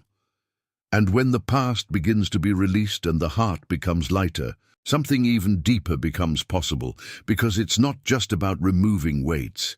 It is about filling this space with something real, constant, and transformative. Intimacy with God. Not a distant relationship, based only on occasional moments, but a living, continuous connection which sustains the soul in any circumstance. David lived this reality in a unique way. He was not perfect. He faced failures, went through crises, lived moments of pain, persecution, and uncertainty. But there was something that profoundly differentiated him. His relationship with God was not superficial. He was not only looking for answers, he was looking for presence. And it is from this intimacy that one of the most well-known and powerful statements in Scripture is born: "The Lord is my shepherd, I shall not want." Psalm 23:1. Notice the level of this statement. It's not just about material provision. It's not just about favorable circumstances. It's about absolute trust, based on a relationship. Worry loses strength when this intimacy grows, because fear, anxiety, insecurity, all of this feeds on the feeling of distance, abandonment, uncertainty. But when God stops being a distant idea and becomes a real presence in your daily life, something changes completely. David spoke to God, poured himself out, celebrated, questioned, trusted. He lived this connection at all times, not just in the good ones. And this is what sustains true peace. It is not the absence of problems, but the certainty that in any situation, God is present. How often does worry grow because you try to handle everything yourself? Why, even believing in God, does He still seem distant at times? Why does the relationship become something punctual and not constant? Intimacy changes that. It transforms the way you face each day. It's no longer about trying to work everything out before seeking God. It is walking with Him in every detail. It is to bring thoughts, decisions, feelings, everything for this connection. And when this happens, peace ceases to be something rare and becomes a constant presence. Even on difficult days, there is a balance. Even in the midst of uncertainty, there is a quiet security. Because it's not based on what happens outside. It is established in the one who walks with you. And little by little, this relationship deepens. God stops being someone you seek only at specific times and becomes someone you live with. And that transforms everything. Maybe what you need most today is not more answers, but with more presence. No more quick fixes, but of a deeper connection. Because it is in this place that true peace is born, grows and remains, regardless of any circumstance. And when that intimacy with God becomes real and constant, something even stronger begins to manifest within you, because it's not just about feeling peace. It's about living with authority. There is a profound difference between someone who only believes in God and someone who understands who they are in God. And it is exactly in this understanding that concern loses space and confidence becomes unshakable. The disciples walked with Jesus, listened to his teachings, witnessed miracles. But there came a time when they were not only called to observe, they were sent to act. And this sending did not come empty. It did not come based on their strength, but on something that completely transformed the way they positioned themselves in life. Jesus declared, "Behold, I give you power to tread on serpents and scorpions and all the strength of the enemy." Luke 10:19. This is not just a symbolic phrase. It is a transfer of spiritual authority. It is the revelation that those who trust no longer live dominated by fear, but walk with a security that comes from God. Worry weakens when you see yourself as small in the face of problems, when everything seems bigger, stronger, harder than you. But when you understand that God is with you and that He positions you with authority, something changes completely. Not because the challenges cease to exist, but because they cease to control you. How many times have you felt paralyzed by thoughts, situations, uncertainties, as if you don't have enough strength to face what's in front of you? This happens when identity and intimacy have not yet been transformed into positioning, because there is a time when it is not enough just to know that God is with you. It is necessary to act on this basis. It is to stand up with confidence. It is to face contrary thoughts. It is not to bow down to fear. It is living with the awareness that there is a spiritual authority available. And this does not come from human effort. It comes from relationships. The closer you get to God, the more that awareness grows. The more you trust, the firmer you become. And what once shook you begins to lose strength because now there is a solid foundation supporting each step. Faith ceases to be something fragile and becomes something active. The mind no longer accepts any thought. The heart no longer easily surrenders to anxiety. There is a new firmness, a confidence that does not depend on circumstances. And little by little, you realize that you are no longer reacting in the same way.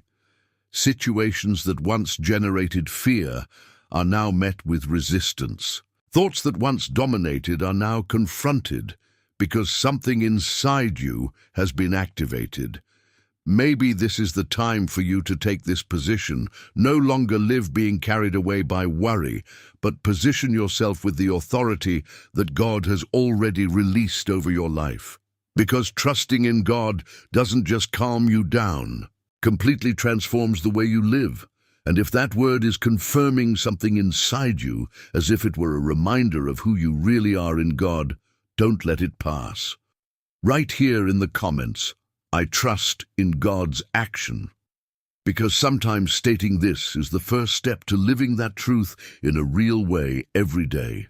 And when this spiritual authority begins to manifest itself, there is a foundation that needs to support all this. Because there is no point in living moments of intense faith if they do not become part of a constant life.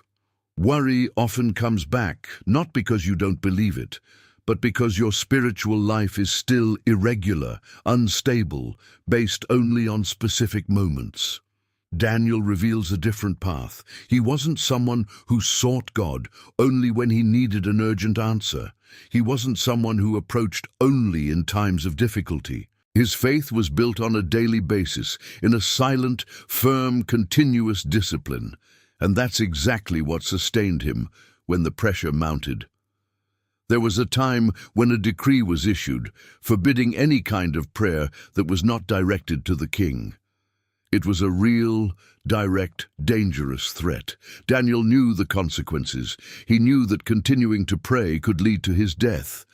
And even so, his response was not one of despair, nor of adaptation. It was one of continuity. The word says Daniel, when he heard that the edict was signed, went into his house, and 3 times in the day he knelt down and prayed and gave thanks before his God. Daniel 6:10. Notice this. He didn't start praying because of the crisis, he continued, because there was already a base built. And this is where something essential is revealed. Peace is not built at the moment of pressure.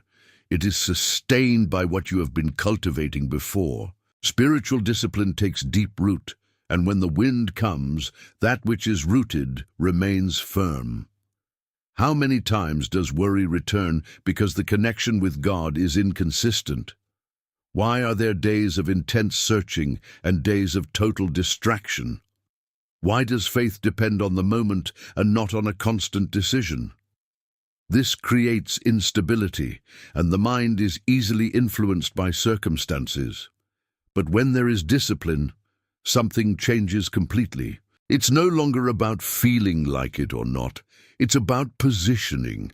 It's about deciding that no matter the day, the situation, or the feeling, you're going to maintain your connection with God. Daniel did not negotiate this.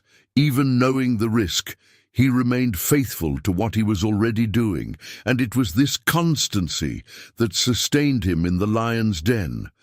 It was not an isolated act of faith. It was a lifetime built in communion. And perhaps this is the point that needs to be adjusted today.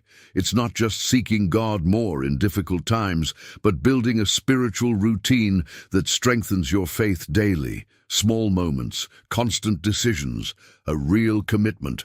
Because that's what eliminates emotional instability. That is what weakens the concern. When your base doesn't depend on what happens outside, but on what's being fed inside. And little by little, without realizing it, you become firmer, the mind more stable, the heart more tranquil, the faith more solid, not because there are no challenges, but because there is an internal structure that supports you in any situation. Spiritual discipline is not a burden. It is a protection. It's what keeps you going when everything around you tries to shake you. It's what transforms moments of faith into a life of continuous trust, where peace is no longer something fleeting and becomes part of who you are. And when this spiritual discipline begins to take hold, something even deeper needs to be confronted. Because there is no point in having constancy with God if the heart is still attached to things that generate insecurity. There is a silent root of worry that many don't realize. Attachment. What you value excessively ends up becoming a constant source of anxiety, because everything that can be lost can also generate fear. The rich young ruler approaches Jesus with a sincere question. He wanted to know what he needed to do to have everlasting life. He already followed commandments, already had an apparently correct life, already had stability. But I still felt that something was missing. And Jesus, looking at him, goes straight to the deepest point of his heart. Go, sell all that you have and give it to the poor, and you will have treasure in heaven. And come, follow me. Mark 10:21. This answer was not just about material possessions. It was about freedom. It was about what was occupying the place of safety within him. And at that moment, something became clear. The problem wasn't what he had. It was how much it had him. Because when the heart is bound, Trust in God will never be complete. There will always be a hidden worry, a fear of missing out, a need to control. How often is anxiety born exactly from this? From the fear of losing stability, of seeing something get out of control, of not being able to maintain what has been achieved. The mind begins to protect, to calculate, to anticipate, and without realizing it, peace is being replaced by constant tension. Jesus wasn't simply asking him to give up possessions, he was offering something bigger, a treasure that is not lost, a security that does not depend on circumstances, a life that is not based on what is fleeting. But the young man couldn't. He withdrew sad, because what he possessed externally was deeply connected within. And this is a reality that is still repeated today. Many people want the peace that God offers, but without letting go of what binds them. Detachment does not mean abandoning everything. It means not putting your security on anything that can be taken away. It means understanding that everything that is material is temporary, unstable, limited. And when the heart rests on this, worry will always have space. But when you start to reposition that within you, something changes. Trust is no longer in what you have, but in who God is. And that brings a freedom that anxiety can't achieve. You stop living in constant fear. You stop carrying the weight of keeping everything under control. You stop depending on circumstances to feel safe. There is a lightness that is born when the heart is no longer attached. And maybe today there is something that, without you realizing it, has occupied this place. Something that has generated concern, that has fueled insecurity, that has stolen their peace. What if this is the time to look at it sincerely? Because truly trusting God requires a free heart, free from dependencies that replace faith, free from attachments that generate anxiety, free to live a security that cannot be shaken.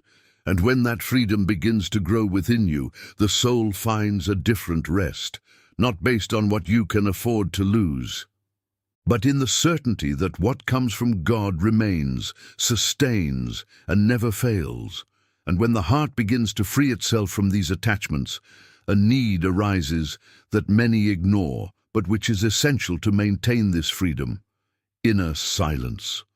Because there is no point in letting go of what holds you on the outside if inside there is still a constant noise, an accelerated mind, a flow of thoughts that never slows down. The concern feeds on exactly that, of an overly busy mind, of continuous distractions, of a routine where there is no room to stop. Even when the body rests, the mind remains active, revisiting problems, creating scenarios, anticipating situations. And over time, this tires the soul in a profound way. Jesus, even living in the midst of crowds, constant demands, and intense situations, understood something that many neglect. He knew when to stop. He knew when to leave. The word reveals, "But he withdrew into the wilderness, and there prayed." Luke 5:16. Notice, it wasn't something occasional, it was a habit. He moved away from the noise to reconnect with the essentials. He created spaces of silence to restore his soul. And this reveals a powerful key. Trusting God also requires slowing down.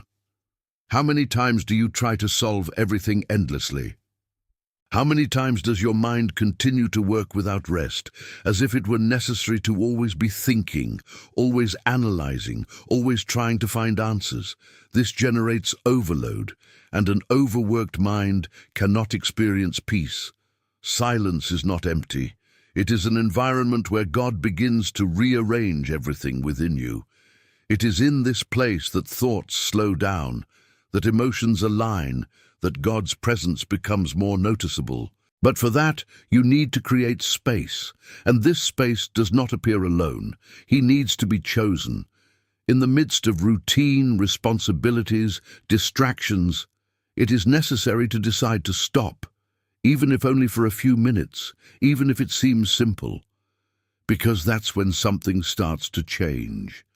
In silence, you begin to notice things that previously went unnoticed. Directions that were there, but that the noise did not allow to be heard. Feelings that needed to be addressed. Thoughts that needed to be organized. And little by little the soul begins to breathe again. Anxiety subsides, the mind calms down, and a sense of lightness begins to emerge. Not because everything has been resolved, but because you have returned to the place where peace can be restored. Maybe what you need most today is not more answers, but more silence. Don't make any more effort, but with more presence. Because it's in that place, away from excess, away from pressure, away from noise, that God works in a deeper way. And if you allow that moment, something inside of you can begin to align in a way that you haven't experienced in a long time. In the next few moments, there is something that can reveal even more deeply how God wants to act in your life. So keep going, because that may be exactly what you needed to hear today. And after learning to silence the mind and find that place of inner peace, an inevitable moment arises in the walk with God, the moment to leave the safe place. Because silence strengthens, prepares, aligns. But there comes a time when faith needs to move. And it is exactly at this point that worry tries to act more strongly, bringing doubts, creating insecurities, and trying to prevent any step beyond what is known. Pedro lived this intensely.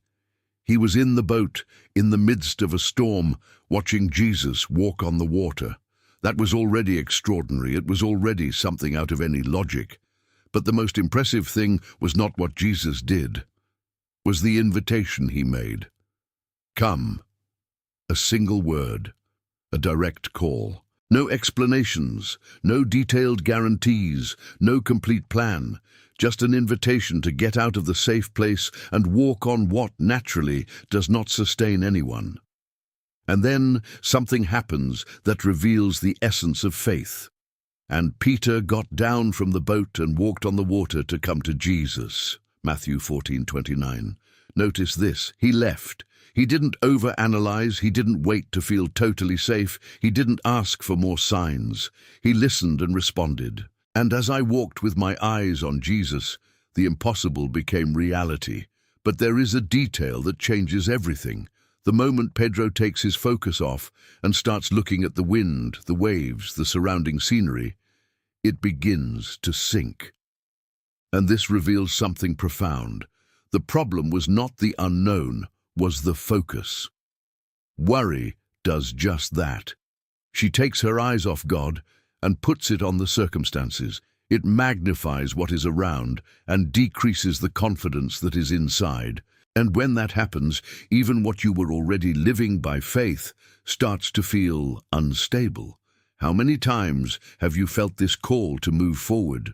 One decision, one step, one change, something that requires getting out of comfort.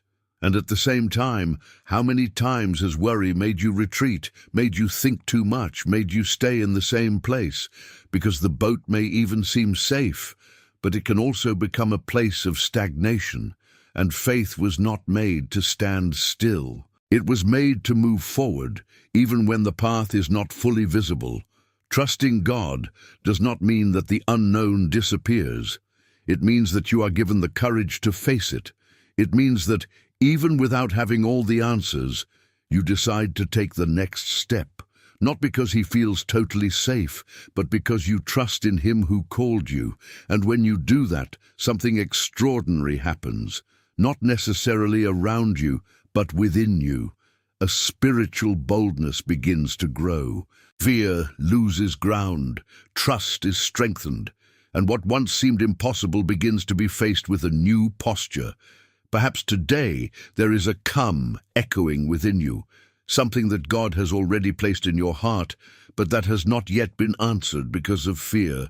But what if this is the time to take the first step? Because true peace is not in staying where you are comfortable. It is in walking where God has called you, even if it means stepping on something that, to human eyes, seems uncertain. And when you decide to take this step of courage, something even deeper needs to be aligned within you, because it is not enough just to move forward. It is necessary to move forward with the right heart. Worry is often born not only from fear of the unknown, but from an inner division, from mixed intentions, from a heart that tries to go in several directions at once. Jesus revealed a truth that touches on exactly this point.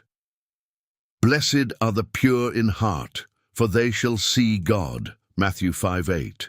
This purity is not linked to perfection, but to integrity. It is a whole, aligned heart, without duplicity, without masks, without hidden intentions that generate inner confusion. When the heart is divided, the mind also becomes confused. Constant doubts, difficult decisions, thoughts that contradict each other arise. Anxiety finds space exactly in that place, where there is no clarity, where everything seems unstable. It's like trying to walk in two directions at once. There is no firmness, there is no peace. How many times have you felt this? He wanted to trust God, but at the same time he tried to maintain total control. He wished for peace, but nurtured contrary thoughts. He sought direction, but maintained intentions that were not fully aligned. This internal conflict generates a silent weariness, a restlessness that is not resolved only with external responses. But when the heart aligns, something changes in a profound way. Purity brings clarity. You begin to see better, not only the situations around you, but what God is doing. His presence becomes more perceptible, His direction clearer, peace more constant. Because God does not reveal Himself in the midst of confusion. He manifests Himself where there is true surrender, where there is no duplicity, where the heart is not divided between trusting and doubting at the same time, where there is a sincere decision to live in line with Him. And this involves adjustments, small internal decisions, thoughts that need to be filtered, intentions that need to be evaluated, attitudes that need to be realigned, not as a burden but as a way to live more lightly. Worry loses strength when there is no more internal conflict. When what you think, what you feel, and what you decide start to move in the same direction, this generates stability, this generates peace. And little by little, this purity of heart begins to transform everything. The way you see life changes. Decisions become simpler. Trust is strengthened because there is no more internal noise competing with God's voice. Maybe today there is something inside you that needs to be aligned. Not something external, but internal. An intention, a thought, an area that is still divided. What if this is the time to adjust this? Because when the heart becomes whole before God, the vision becomes clear. And when you begin to see clearly, worry loses control, giving way to a peace that is firm, stable, and deeply rooted in the presence of God. And when the heart begins to align and the vision becomes clearer, a new reality presents itself, because walking with God does not eliminate trials. It transforms the way you walk through them. There is a strength that is not born from the absence of difficulties, but from the way you stand firm in the midst of them. Paulo lived this intensely. His life was not marked by comfort or ease, but by constant challenges, persecutions, arrests, moments of extreme pressure. Humanly speaking, there were many reasons to give up, to be shaken, to let worry dominate. But something inside him was stronger than any external circumstance. He authoritatively declares, "In everything we are afflicted, but not distressed, perplexed, but not discouraged." 2 Corinthians 4:8. Notice the depth of this. He does not deny the difficulties, he does not ignore the challenges, but it reveals that there is something that sustains beyond them. This is the essence of spiritual resilience. It's not a natural force, it's not simply enduring. It is to stand firm, even when everything around you tries to bring you down. It is going through difficult times without losing faith, without letting hope die, without allowing worry to take control. How many times have you felt pressured by situations that seemed too big? Moments when everything seemed uncertain, heavy, difficult to sustain. The natural tendency is to be shaken, to let negative thoughts gain space, to feel that you will not be able to continue. But resilient faith is born exactly in these moments. It is built when you decide to continue, even without understanding everything, when you choose to trust, even without seeing immediate results, when you refuse to let circumstances define what you believe. Paul was not sustained by what was happening around him. It was sustained by what was inside. His connection with God was stronger than any external pressure, and that's what changes everything. Because when your foundation is in God, situations can even hit you, but they can't destroy you. Worry loses strength when you understand that you don't need to have control over everything to stand firm, that even in the midst of pain, there is sustenance, that even in the midst of doubt, there is a greater truth that remains, and little by little, this resistance begins to grow within you, not immediately, but constantly. Each challenge faced with faith further strengthens your spiritual structure. Each moment overcome generates more confidence. Maybe today you are facing something that seems too heavy, something that tests your limits, that stirs your emotions, that challenges your faith. But what if this moment is not to weaken you, but to strengthen you? Because there is a strength being built up in you that does not depend on circumstances. A faith that is not easily shaken, a trust that remains even when everything seems otherwise. And what is yet to come may reveal something even deeper about this journey. Stick around until the end, because there is a moment prepared that can make you feel God's presence in a way that perhaps you have never experienced before. And when that resilience starts to build up within you, something amazing starts to emerge, because there's a level of faith that doesn't just endure the pain. It transforms the surrounding environment. It is a joy that does not depend on what is happening, does not depend on immediate responses, does not depend on favorable circumstances. It is a joy that is born of the presence of God. Paul and Silas lived this in a way that defies any human logic. They were unjustly imprisoned, flogged, thrown into a dark cell with their feet caught in the stock. There was no comfort, there was no freedom, there was no natural reason to rejoice. On the contrary, everything around pointed to pain, injustice, and suffering. But near midnight, something unexpected happens. The word says, "And about midnight Paul and Silas prayed and sang hymns to God." Acts 16:25. They weren't complaining. They weren't despairing. They weren't letting worry dominate. They were praising. This reveals a powerful key. Spiritual joy is not a reaction to circumstances. It is a decision based on trust in God. They chose to look beyond the prison, beyond the pain, beyond the momentary situation. They chose to connect with God's presence right there. And when that happens, something moves.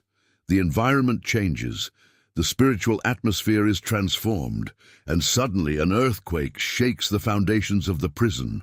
The doors open, the chains come loose. What seemed impossible happens, not because the circumstances were favorable, but because God's presence was activated in that place. How many times does worry bind you like an invisible chain? Repetitive thoughts, heavy feelings, a feeling of being limited with no way out. And often, the natural reaction is to focus even more on the problem, try to understand, try to control it. But this only strengthens the prison. But there is a different way. When you choose to praise, even without wanting to, even without understanding everything, you break this cycle. You take the focus off worry and put it in the presence of God. And that changes everything. Spiritual joy does not ignore pain. It transcends. It creates an environment where God can act supernaturally, not just around you, but within you. The mind is aligned, the heart is strengthened, faith is rekindled. And maybe today you are in a moment that seems dark, limited, difficult. But what if, even there, you choose to raise a praise, not based on what you feel, but based on who God is? Because Just as it happened with Paul and Silas, something can start to move. Maybe not in the way you expect, maybe not in the time you imagine, but in a way that completely transforms the situation. Nothing in this life happens without a purpose, and if that word has come to you now, there's something being lined up. If you feel that this has touched your heart in a special way, write here in the comments, "I believe, Lord." Because sometimes a simple statement makes room for a new phase that God is already preparing for you. Everything that has been revealed so far points to a truth that can no longer be ignored. It is not about carrying alone, it is about surrendering completely. Every teaching, every story, every moment of reflection has led you to that point, where the mind already understands, but now the heart needs to take a stand. Because there comes a time when it is not enough to listen. It is necessary to truly trust, let go of control and rest in God. The Word invites us with clarity and authority. Let us therefore come boldly to the throne of grace, that we may obtain mercy and find grace to help in time of need. Hebrews 4:16. There is a place available now, a meeting place where everything that weighs can be delivered, where all worry loses strength before the presence of God. This is the time to transform everything that has been absorbed into a real experience. Not just thinking about God, but talking to Him. Not just reflect, but open up. Take now, with sincerity, everything that is in your heart, without filters, without reservations. Let's pray together, trusting that God is present, listening to every word, welcoming every feeling, and ready to act deeply in your life. Beloved Father, your word assures us that your peace is available to those who trust in you, and it is with that open heart that we now stand before your presence. Lord God Almighty, in this moment of surrender and reverence, every restless thought, every hidden fear, and every worry that weighs on the soul is placed before you, recognizing that only your presence is able to bring true peace. Thy word declares, "Be not anxious about anything, but in everything by prayer and supplication with thanksgiving let your petitions be made known to God." Philippians 4:6. And it is on this basis that every heart now yields. Lord, we thank you for every teaching revealed, for every word that reached the heart, for every direction that was released along this journey. Thank you that even when we don't realize it, the Lord is taking care of every detail, sustaining, protecting, and guiding with love and faithfulness. Thank you that your presence never turns away, and your grace always reaches us. Father, release over each life strength and wisdom to live all that has been learned. It teaches you to trust when there are no answers, to rest when there is no control, and to stand firm when everything seems uncertain.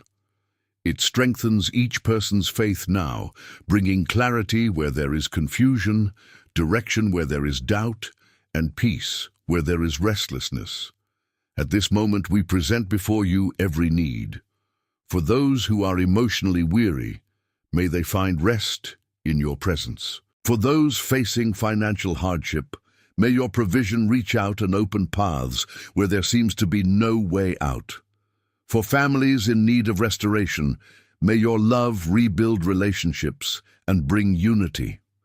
For those who are sick, may your healing hand touch now, restoring body and soul. For those who feel lost, may your light illuminate the way and bring safe direction. Now in silence, each heart presents before you its deepest requests, its most hidden pains, and its most sincere desires, trusting that the Lord hears every word, even those that have not been spoken. Lord, we commend everything into your hands. We surrender our fears, our worries, our plans, and our dreams. May your will prevail in our lives, because we know that your plan is perfect and your care never fails. You will keep him in peace whose mind is set on you, for he trusteth in thee. Isaiah 26:3. May this peace be established now, guarding each mind and each heart. If this prayer has found a place within you, write Amen as an act of faith, declaring that you trust in God's action. In Jesus' name, Amen. Throughout all that has been experienced here, one truth becomes impossible to ignore. Worry no longer needs to rule your life when trust in God becomes real. Every teaching, every story, every word has revealed that there is a different path, a path where peace does not depend on circumstances, but on the presence of God. And that message is for you because God has chosen you to hear it today. It is no accident that you have come this far. There is a purpose being aligned within you now. The question that remains is simple and profound at the same time. What are you going to do with all this you just received? Will you continue to carry alone what God has already invited you to deliver, or will you finally truly trust and rest in Him? And I want to tell you something very sincerely. It's very special to have you here, being part of this journey. You are not alone. There is a community of faith walking together, seeking to grow, trust more, and live everything that God has prepared. So I want to invite you to take a simple but powerful step now. Leave your like, subscribe to the channel, and activate the bell if you haven't already, because that way you continue to receive messages that can transform your day. And more than that, comment below where you are watching, and if you feel in your heart, share a little of what you are experiencing. Your story matters, and there is power when we come together in faith and prayer. And this journey doesn't end here. In fact, this is just the beginning. In the next video, you'll dive even deeper into something that can unlock areas of your life that you didn't even realize were blocked. There is a next step waiting for you. A continuation of this transformation that has just begun. Don't let this moment stop here. Allow God to continue speaking to your heart. Take the next step on this journey by watching the next video that will appear here on the screen. In it, we will continue to learn how to live in God's presence and experience the fullness of His plans. Don't stop here, because God still has much more to speak to you. Always remember, God is greater, and His presence is our strength. Trust Him, and He will do infinitely more than you can imagine. May God bless your life, and see you in the next video.